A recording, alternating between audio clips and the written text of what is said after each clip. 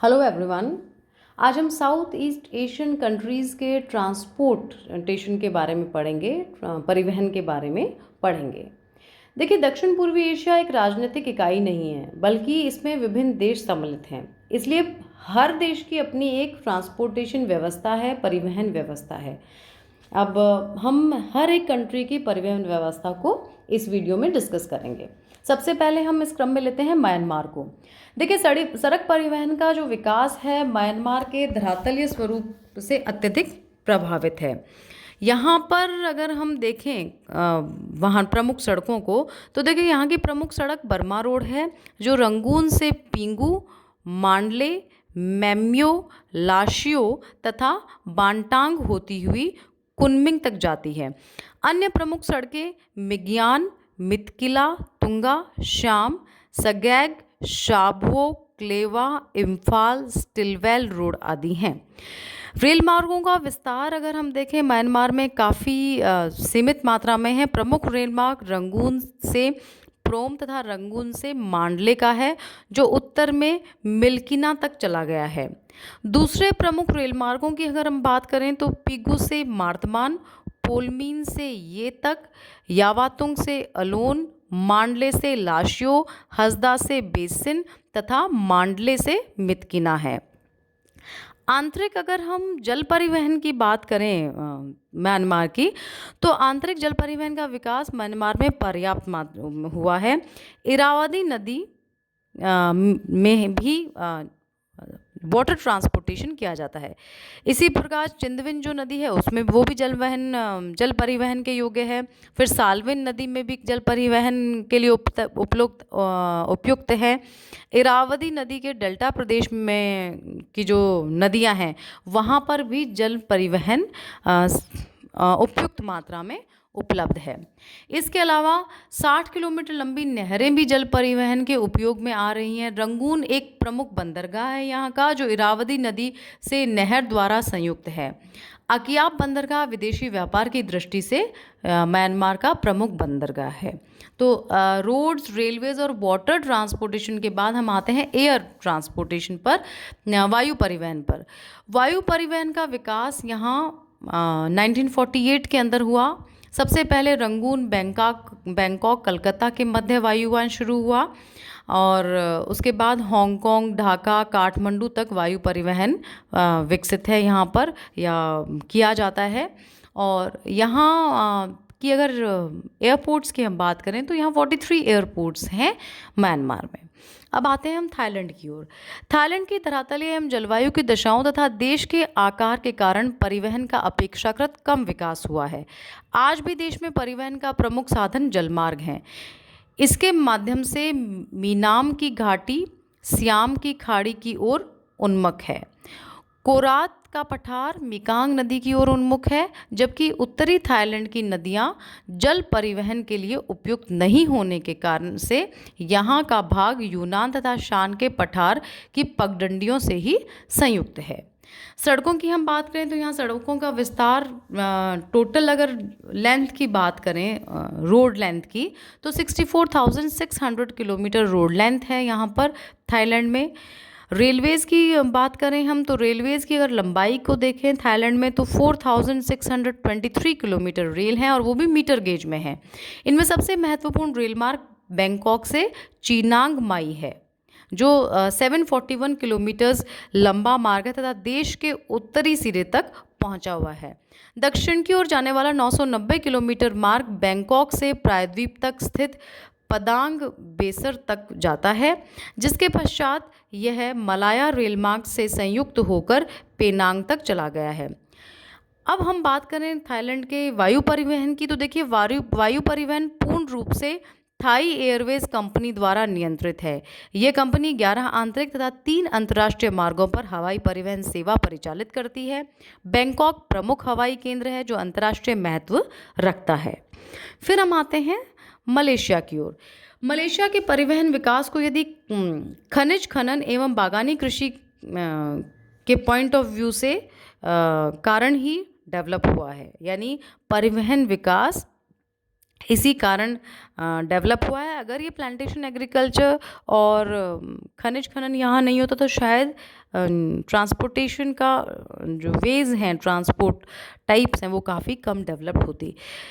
जिस प्रकार बागानी कृषि एवं खनिज उत्पादन का विकास विदेशियों ने किया, इसी प्रकार यहाँ पर परिवहन का विकास भी फॉरेनर्स ने किया, क्योंकि इन उत्पादों का उद्देश्य स्थानीय उपयोग न होकर निर्यात था। इसके लिए यह आवश्यक था कि आंतरिक क्षेत्र तटीय बंदरगाहों से संयुक्त हों। सबसे पहले यहाँ रेल लाइनें टिन उत्पादन एवं कृषि बागानों को संयुक्त करते हुए बनाई गई। इसके बाद सड़कों का निर्माण मुख्य रूप से रेल को संयुक्त करने के लिए बनाया गया। सबसे पहले मलाया प्रायद्वीप के पश्चिमी भाग में परिवहन का विकास हुआ, जो अन्य क्षेत्रों में विस्तृत होता चला गया। मलाया प्रायद्वीप में रेल मार्ग काफ़ी इंडस्ट्री डेवलप्ड हैं। उसके बाद यहाँ का सबसे बड़ा रेल मार्ग पाई से सिंगापुर तक है। एक अन्य मार्ग जोहोर वाहारू से कुआलालंपुर, फिर ओहियो होते हुए थाईलैंड की सीमा तक पहुँच जाता है। इसकी एक शाखा गोमास से पाहांग तक तथा केल्टन घाटियों से होती हुई निकलती है।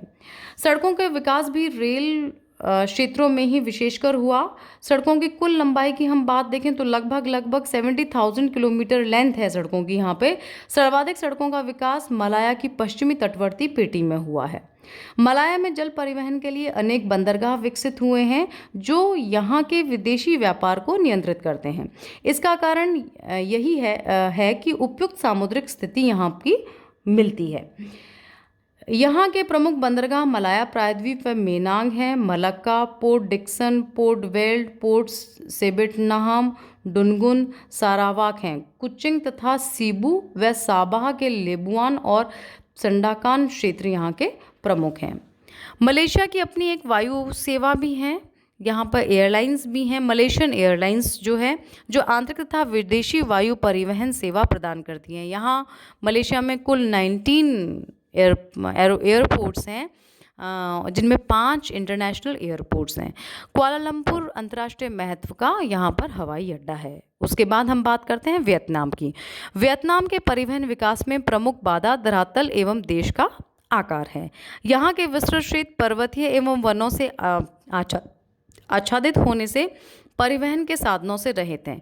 देश का लंबाकार आकार, जो मध्य में संकीर्ण हो गया है, ने यहाँ के परिवहन प्रारूप को प्रभावित किया है।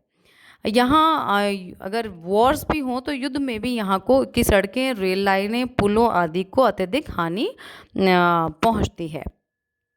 अब यहाँ की अगर सड़क जो जाल है, उसकी विशेषता यह है कि यहाँ आंतरिक मार्गों को तटीय क्षेत्रों से संयुक्त करता है ये, और तथा तटों के समानांतर भी यहाँ का सड़क मार्ग विस्तृत है। यहाँ के कुल रेल मार्ग की जो लंबाई की हम बात करें तो लगभग 30,000 के आसपास लंबा है। उत्तरी भाग में प्रमुख रेल मार्ग होनोई से हाईफोंग तथा होनोई लाओके है। दक्षिणी भाग में सैगोन प्रमुख रेल मार्ग का केंद्र है। दोनों वियतनाम के एकीकरण योजना के अंतर्गत होनोई से होची मिन सिटी को रेल द्वारा संयुक्त किया गया, जिसके उत्तरी और दक्षिणी भागों में रेल संपर्क स्थापित हो गया।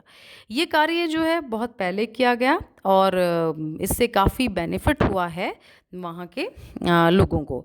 वियतनाम में आंतरिक वायु सेवा हनोई, होचिमिन सिटी, काओबिंग, नासोन, दिहबिंग, दानांग, क्वेनलॉन्ग के मध्य है, जिसे वियतनाम एयरलाइन संचालित करती है। अंतर्राष्ट्रीय वायु सेवा यहाँ picking, Moscow, Rangoon, Berlin, Dhaka आदि तक कार्यरत है। हालांकि वियतनाम की अपनी अंतर्राष्ट्रीय वायु सेवा नहीं है। यहाँ के प्रमुख बंदरगाह हाईफोंग, होचिमिन सिटी, दानांग हैं। इनके मध्य से विदेशों से आयात निर्यात किया जाता है। उसके बाद हम बात करते हैं कंबोडिया की। यहाँ सड़क मार्गों की लंबाई हम देखें तो एवरेज है। नामपेन सड़कों का प्रमुख केंद्र है यहाँ पर, यानी कंबोडिया में नामपेन जो स्थान है वो सड़कों का प्रमुख केंद्र है। वहाँ से कंपोट, सेगोन, आंकोर तथा वाटथमबांग में सड़कें जाती हैं। खमेर अमरीकी मित्रता मार्ग का निर्माण भी यहाँ पर हुआ है, जो नामपेन को कोम्पोंग से जोड़ता है। रेल मार्गों की भी लंबाई यहाँ पर एवरेज है। इसमें प्रमुख जो रेल मार्ग हैं वो नामपेन से पोईपट हैं और उस अंतर्राष्ट्रीय हवाई अड्डे की एयर ट्रांसपोर्ट की हम बात करें तो यहाँ पर पेंचनटान में अंतर्राष्ट्रीय हवाई अड्डा है जो नामपेन से 10 किलोमीटर की दूरी पर है। नामपेन बंदरगाह तक मीकांग के मध्य से भी पहुंचा जा सकता है। एक अन्य बंदरगाह कोम्पोंग सोम है। अब हम बात करते हैं लाओस की। देखो, लाओस की जो अर्थव्यवस्था है वो बहुत पिछड़ी है और प्राकृतिक परिस्थितियां भी यहाँ पर परिवहन साधन को विकसित नहीं होने देती, लेकिन यहाँ पर फिर भी रोडवेज और रेलवेज विकसित किए गए हैं। लाओस जो जगह है वहाँ से कई वहाँ पर कोई रेल मार्ग नहीं है, केवल थाई रेल नोंगखाई तक जाती है। जैसा कि हम डिस्कस कर चुके हैं, लाओस एक स्थलीय देश है, अतः बंदरगाह होने का यही प्रश्न यहाँ पर प्रश्न ही नहीं होता, क्योंकि लैंडलॉक्ड कंट्री है तो कोस्टल एरियाज़ यहाँ पर नहीं है। यहाँ की घरेलू एयरलाइंस लाओस एविएशन है जो बैंकॉक, चियांगपाई, होनोई, होचिन, कुनचिंग व नाम्पे के मध्य उड़ानें भरती है। वियंटियन में एक इंटरनेशनल एयरपोर्ट है यहाँ पे। फिर हम बात करते हैं इंडोनेशिया की। इंडोनेशिया में सड़कें जो भी विकसित हैं और यहाँ की अगर हम रेलों की भी लेंथ देखें तो वो भी एवरेज है। इंडोनेशिया का जो शिपिंग इंडस्ट्री है वो काफ़ी विकसित है और यहाँ जकार्ता, सुराबाया, पलाम्बाग व माकासर यहाँ के प्रमुख बंदरगाह हैं। सामुद्रिक परिवहन की यहाँ के विदेशी व्यापार में प्रमुख स्थान है।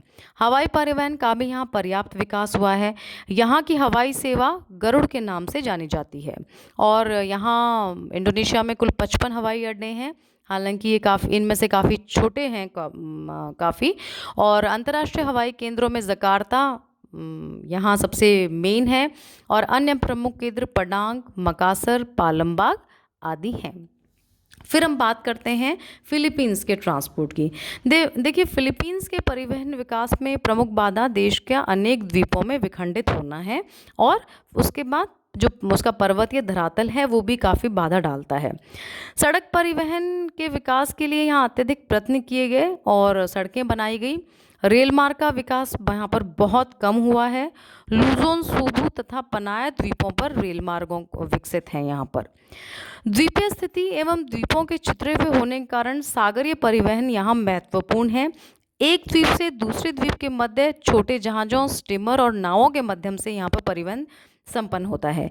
यहाँ की अधिकांश जनसंख्या भी समुद्र तटीय भागों पर ही निवास करती है। विदेशी व्यापार के लिए भी समुद्र परिवहन महत्वपूर्ण है।